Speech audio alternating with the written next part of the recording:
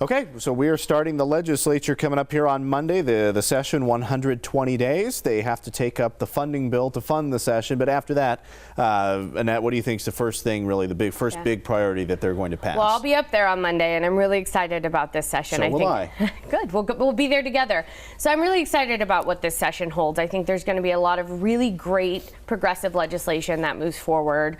Things around voting rights, things around, economic justice issues, all kinds of important stuff. But I think the thing you see them take up very quickly, and they do first, is going to be around background checks. I think you have seen a lot of talk about the background check initiative over the past 2 years since it wasn't implemented by Adam Laxalt. And I think you see the legislature, the governor, and the attorney general all on the same page with this now, and they're going to move that forward. And I think it's going to happen quickly. Do you think that's going to be what they tackle first? And should that be what they tackle first? It certainly might be. I think that housing is going to be a big issue to begin with. I think that the marijuana money is going to be big because, the money's coming in, but it's not going where they want it to go. So I think that's going to be a big initiative. I don't know what economic justice means, so it's hard to address what you said, economic justice. Minimum wage, paid sick leave, things that affect everyday families in Nevada. That's what I mean by that. All right. I mean, it's an unusual phrase to use for that, but yeah, they will address minimum wage. And again, as I said last week, watch out what you ask for. If you get it, you may wind up having problems with businesses here. But, they will address that. And background checks certainly will be on the forefront. You got complete, Democrat, somewhat left-wing legislature in the governor who believes in this background check. And I said before, I don't really have a big issue with it. I've had multiple background checks done on me for a lot of reasons, so I have no issues. I don't think it's gonna solve any problem. As you know, because I know you want to mention also about the report that came out about the shooter from October 1st, and there was nothing that they could find that a background check, he legally bought weapons and everything else. So I don't know what it's going to accomplish, but go at it, have fun. You alluded to this, the fact that everybody seems to be on the same page, with everybody being of the same party, they could advance this legislation fairly quickly if they wanted to. Absolutely. Do you see this as something that will be not only introduced quickly, but taken up and potentially implemented quickly? Yes, it will be. And it's about time that it is implemented and the will of the people is implemented. And so this just goes back to what I've said all along about the background check initiative, that it could be implemented, it should be implemented, and it should have been implemented 2 years ago, and there was no excuses for that. And so I think you see this move very quickly. But I think Alan's right. There's a ton of different issues. They're going to take up this legislative session. I do think the marijuana money is going to get addressed. I think, though, funding generally is going to take more time. That's going to be the long-term issue that's taken up over the entire legislature. So things around school funding and education and the marijuana money, all of that will be addressed in a longer-term fashion. But I think you see a lot of these things that should have been implemented already move very quickly through the legislature. No, I do agree, because he promised to spend a lot of money on a lot of things and yet not raise taxes. And so how is it going to be paid for? It's going to be the devil's in the details. So we're going to wait and see how they work that out. I think they overall will agree on the basics and what they want to accomplish, but I think it's going to be in the details of how to pay for most of it. But I think they'll get through fairly quickly also, because again, you've got Democrats controlling both houses. You got the governor, and this is not like it was when Sandoval controlled both houses and he was the governor. So I think it's I think the legislature can be more responsive to this particular governor. And I think also, you talk about budget and funding. This is also a function of the budget is worked on during the interim with the interim committees. The budget committees have been meeting all of this past week as well, trying to get ready. So it's something that takes extra time beyond just the 120 days and that are happening. And I know that things have been moving quickly on other pieces of legislation that we care about and that we're working on. And so I think you see a lot of stuff move through very quickly, because I think people are in line this session, and the legislature and the governor, like you said, are in line with each other. And so I think you see a lot of really good stuff move through. Well, Alan, you alluded to this, so we'll move the topic here. You alluded to talking about housing and affordable housing. Defining affordable housing, it's going to be different by different state. You were talking about in California, an interesting thing that happened there, but that is going to be a focus, and there are some parts moving at the legislature to try to make that work. But how big is the problem in your mind of affordable housing for everyday Nevadans here in our state? You know, better to give people opportunities to have jobs and to earn money and have a sense of accomplishment so they can afford homes, apartments or whatever, and move their way on up. I'm not sure when people say affordable housing, you're right. As we talked about, what I alluded to in California was the fact that the Attorney General is suing of all the cities you can think of, Beverly Hills and Laguna Beach and Del Mar and everything else. They're suing Huntington Beach for not having enough affordable housing. I don't know where they would put it in the first place, because I lived in Huntington Beach. I don't know what they consider affordable housing. I know that there are some people who would like to have housing considered like medical opportunities, rights. You know, I don't think housing is a right. I don't think any of these things are right. None of this is in the Constitution anywhere. But you know, if they want to be able to give credits to apartment owners and what have you, and other landlords to be able to rent to people who need it, and that these people help by getting credits, not cash subsidies, but credits off their taxes. I think that's a possibility. Again, be careful what you ask for. I'm not sure what affordable housing really is. And people who live in tract homes don't want Section 8 housing near them. I mean, I'm just putting that straight on out. I've never met anyone who has a home in a tract area or an upper scale home that says, okay, you can put a Section 8 housing near me. So you've got to be careful. When you can't afford a home too well, this happened to me when I first moved out before I got married. I lived with another guy. I mean, we shared, two rooms in an apartment, and we shared the rent. Sometimes you have to do that to get yourself started, and then you work your way on up eventually. So, it's going to be, that'll be the most contentious of all the issues. I think talking with some folks, to respond to that, but I was speaking with some folks at Brookings, and one of the unintended consequences, right, when you go through a boom period, is as everything kind of rises, home values rise, all of that rises, it's difficult to for those who want to move up, they have a hard time moving up. And this is the time, really, they say that you should be building the affordable housing that where you have it in place for the next time that some sort of a recession or correction happens. How important is it to you that the legislature tackles this as soon as possible? Incredibly important. And as a homeowner, I was able to buy very young, me and my husband were, because we were able to get the Obama tax credit on the housing in 2009, and then we were able to afford a home, and we were very privileged to be able to do that. But it's only because the market crashed. It's only because of those tax incentives. It's only because we were able to be in a position to buy the house with our jobs. But if the market hadn't crashed and the housing prices kept going up, we would have never been able to afford a home, and we would still be in an apartment. And so we need to give people opportunities to move up, to own a home, to own spaces in our communities. And you look at a place like Reno. I mean, it's a problem here, but it's a real problem in Reno right now. I have friends who are living in homes that are doubling and tripling in price. I have friends who are living in homes who are paying as much for a one-bedroom apartment as I pay for my mortgage. That's unacceptable, and we need to be able to make sure that low-income people have opportunities to live in apartments and homes that are affordable. And I don't think that's too much to ask. You want to address the homeless population and the homeless crisis we have in this state, instead of shipping them off to Salt Lake City or whatever cockamamie scheme we're doing at this point. Why don't we make some additional affordable housing options available for people so they can actually move into a home and have a steady home to live in? Those are the types of things we need to address. There's been an interim study on this entire issue.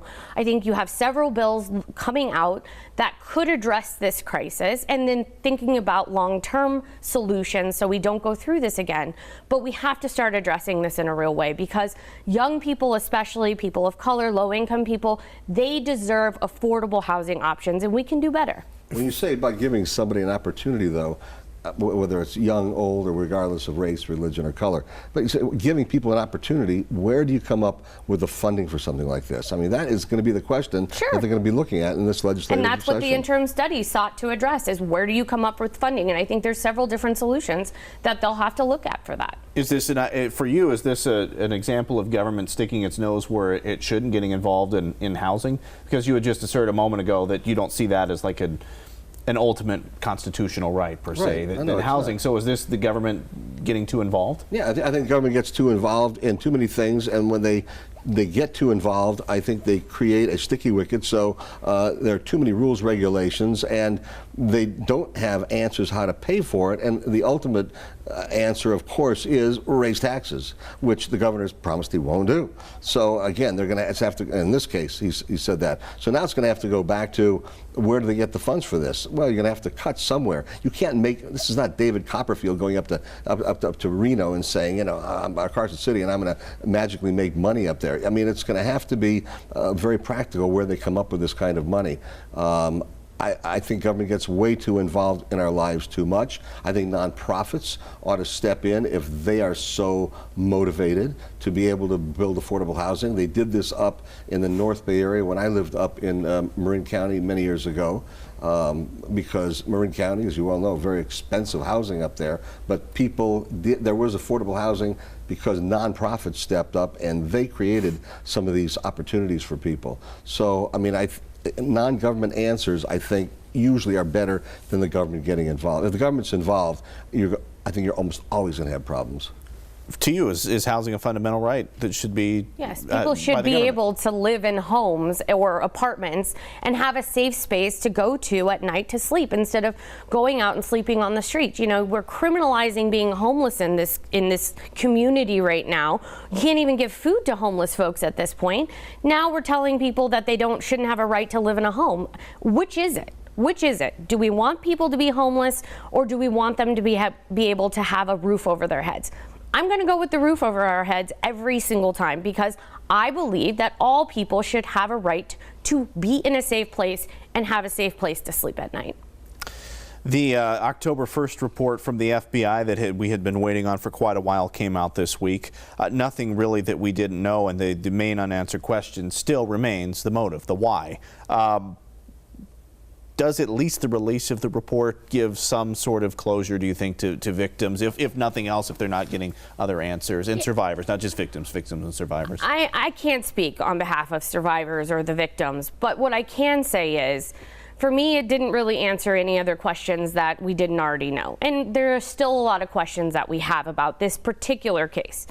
But I think there are solutions that can now come from this report. I don't think that we're ever going to know why he did it. But I think there are specific gun laws that we can now put in place that can say, look, a person shouldn't have access to bump stocks. We should be able to address that now. I think there are various things that the legislature can do, and probably will do this legislative session, to make better gun laws and make it harder for people like him to amass a stockpile of weapons that he shouldn't have had.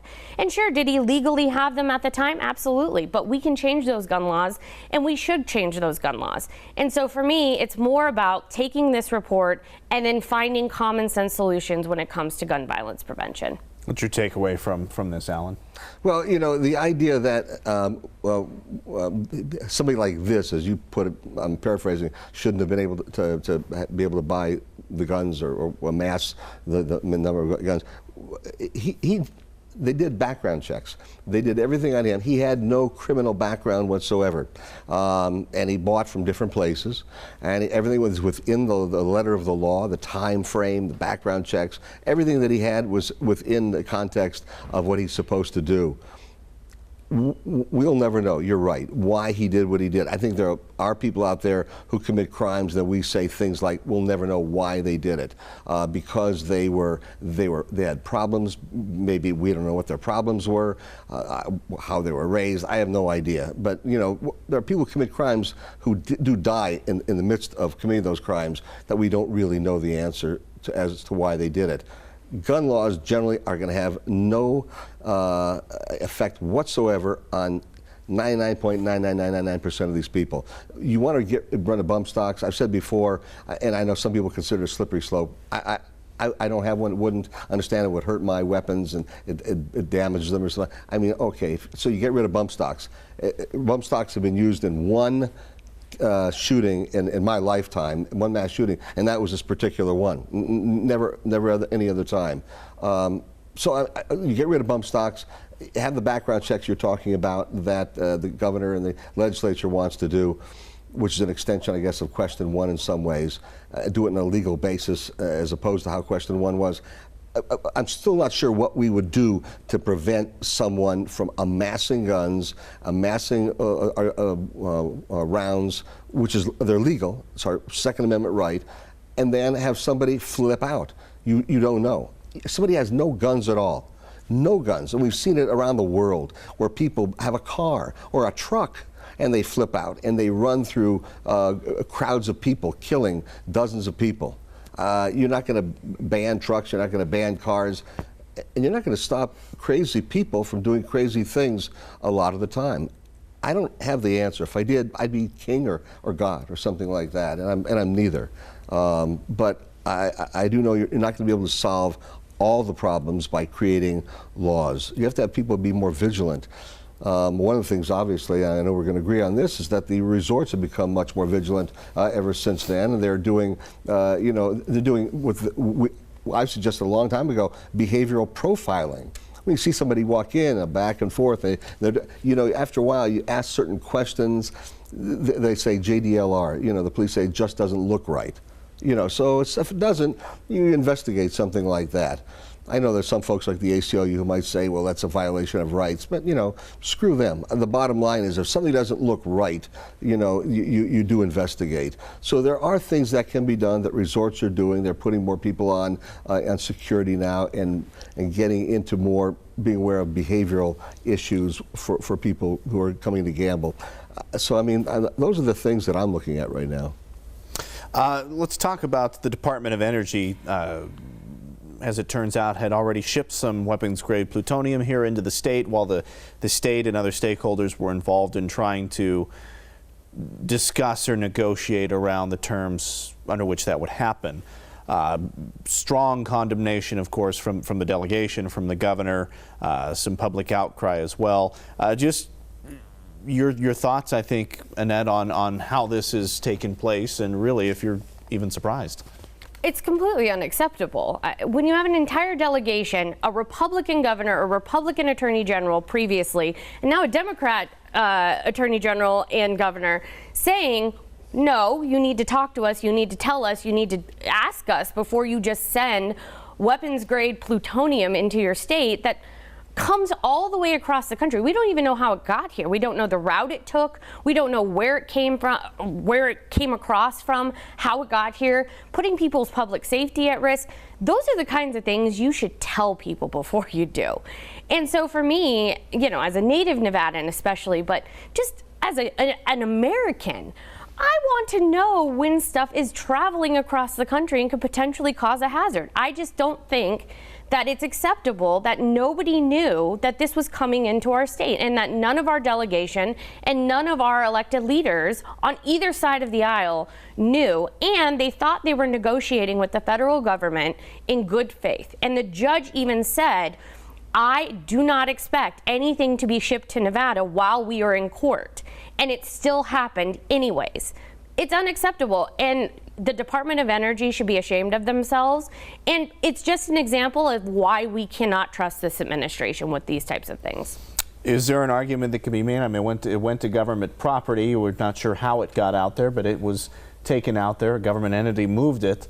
Can you make the argument that, hey, that's their prerogative to do as they need to, and on a need-to-know basis? Well, let me just correct one thing, and that is that the same types of products were shipped during the Obama administration, Democrat Obama. So I mean, this occurred, so you don't trust. But we knew those were moving. But so you don't trust Republicans and Trump. It happened under Democrats and Obama. The same exact thing. The fact that they were in the middle of a negotiation and they did it disturbs me. I mean, that does disturb me, quite frankly.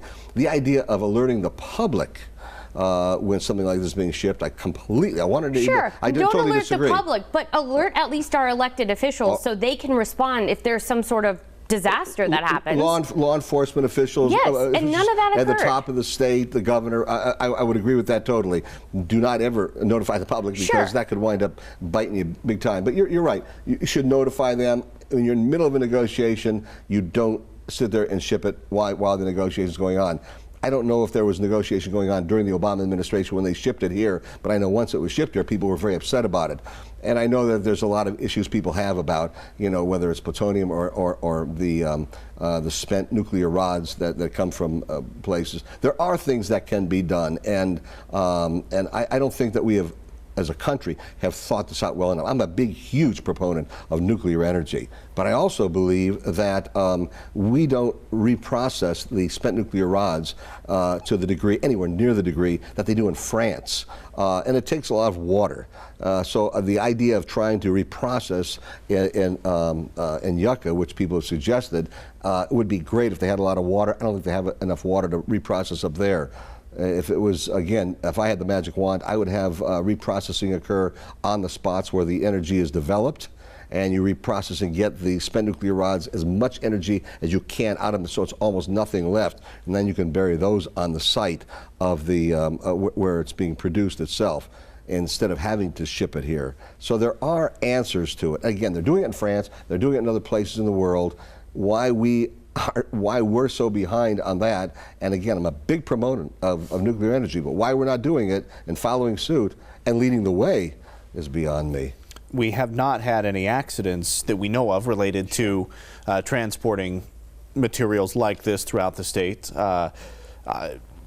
The safety numbers look good, but to you, that's still not much. It doesn't bring you much comfort. No, because I believe that our in-state elected officials of both parties who have said, no, we don't want this here. This started under a Republican governor and under an attorney general who was a Republican, neither of which I agree on about with much.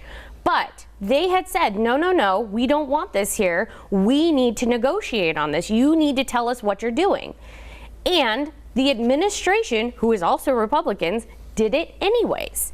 And so you have in-state leaders who were saying absolutely not, had a transition, carried that on, doesn't matter whether they're Republican or Democrats, and the administration did it anyways. That is a blatant lack of respect for our elected officials in the state of Nevada, regardless of party. And I have issue with that. And sure, we have great safety records, but all it takes is one time for something to happen, and none of our elected leaders knew that was coming in here. How do you respond to a crisis like that at that point? So we need to be prepared if these things are going to be transported here.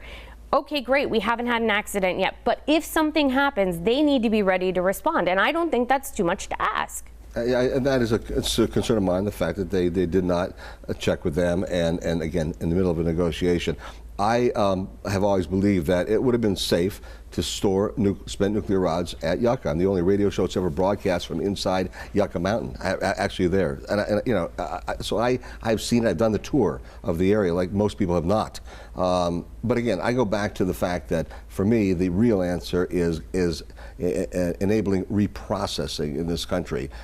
I'd build more nuclear plants, I would have more nuclear energy, but I would reprocess it like other countries are doing. That to me is what the answer is about. Then you don't have to worry about the transportation either. All right, let's leave it there for this week. Appreciate you both coming in. you. We'll see you later. Thank you.